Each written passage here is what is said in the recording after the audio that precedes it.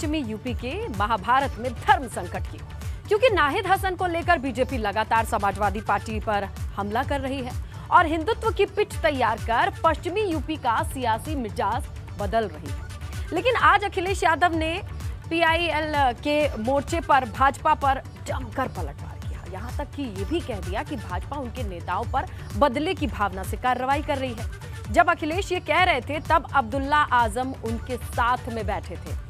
अब्दुल्ला आजम और आजम खान दोनों रामपुर से चुनाव लड़ सकते हैं, इस बात के चर्चे हैं। लेकिन सवाल पश्चिमी यूपी की सियासत का है।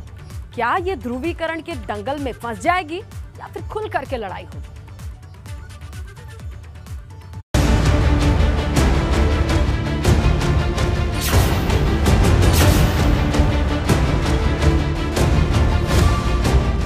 यूपी चुनाव में दागी, कौन कितना बागी?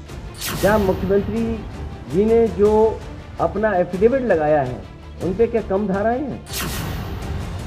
नाहिद हसन पर सपा भाजपा में आर पार, अखिलेश ने भरी हुंकार।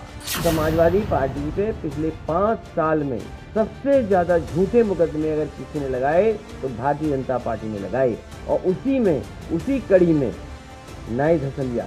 वही नाहिद हसन जिसने हिंदुओं के खिलाफ जहर उगला था और कैराना में पलायन के लिए जो जिम्मेदार थे उनको समाजवादी पार्टी ने टिकट दिया था।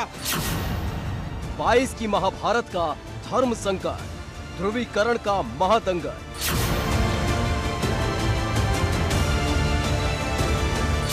उत्तर प्रदेश में पहले चरण की लड़ाई में अब सिर्फ कुछ ही दिन बचे हैं, लेकिन जैसे जैसे चुनाव नजदीक आ रहा है, चुनाव ध्रुवीकरण वाली सियासत का रंग लेता जा रहा है। भाजपा नाहिद हसन को लेकर समाजवादी पार्टी पर हमलावर है। नाहिद हसन पे भारतीय जनता पार्टी ने अभी चंद दिनों पहले आवाज उठाई थी, उसका नतीजा आपने देखा।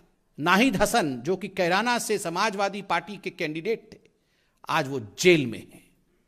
वही नाहिद हसन जिसने हिंदुओं के खिलाफ जहर उगला था और कैराना में पलायन के लिए जो जिम्मेदार थे उनको समाजवादी पार्टी ने टिकट दिया था, आज जेल के सलाखों के पीछे है। एक दिन पहले भाजपा नेता अश्विनी उपाध्याय ने सुप्रीम कोर्ट में याचिका दायर कर समाजवादी पार्टी की मान्यता रद्द करने की अपील की थी, जिस पर अखिलेश यादव ने पलटवार करते हुए भाजपा पर हमला बोल दिया। अगर इस तरह के पीआईएल किए जाए और भारतीय जनता पार्टी से स्पॉन्सर्ड पीआईएल हो तो भारतीय जनता पार्टी तो चुनाव लड़ ही नहीं सकती थी। क्या मुख्यमंत्री जी ने जो अपना एफिडेविट लगाया है उन पे क्या कम धाराएं हैं? रोक करके टीवी के लोगों ने दिखाया कि देखिए गिनिए 1 2 3 4, तो इनकी तो पार्टी की मान्यता पहले ही रद्द होने जानी चाहिए। क्या मुख्यमंत्री जी पे जो मुकदमे हैं उन मुकदमों को देख करके क्या भारतीय जनता पार्टी को नहीं ये फैसला लेना चाहिए? अखिलेश यादव यही नहीं रुके, उन्होंने यहां तक कह दिया कि भाजपा ने समाजवादी पार्टी के नेताओं पर जानबूझकर मुकदमे लिखाए और नाहिद हसन इसी साजिश का हिस्सा है। हमारी पार्टी के कई नेताओं पर, पार्टी के वरिष्ठ नेताओं पर लगातार भारतीय जनता पार्टी की सरकार में झूठे मुकदमे लगाए गए। समाजवादी पार्टी पे पिछले 5 साल में सबसे ज्यादा झूठे मुकदमे अगर किसी ने लगाए तो भारतीय जनता पार्टी ने लगाए, और उसी कड़ी में नाहिद हसन लिया। जब अखिलेश ये बोल रहे थे तब आजम खान के बेटे और समाजवादी पार्टी के विधायक अब्दुल्ला आजम उनके बगल में बैठे थे, जो भी कुछ दिन पहले जेल से छूट कर आए हैं, क्योंकि भाजपा नाहिद हसन से लेकर अब्दुल्ला आजम तक को निशाना बनाकर सपा पर निशाना साध रही है।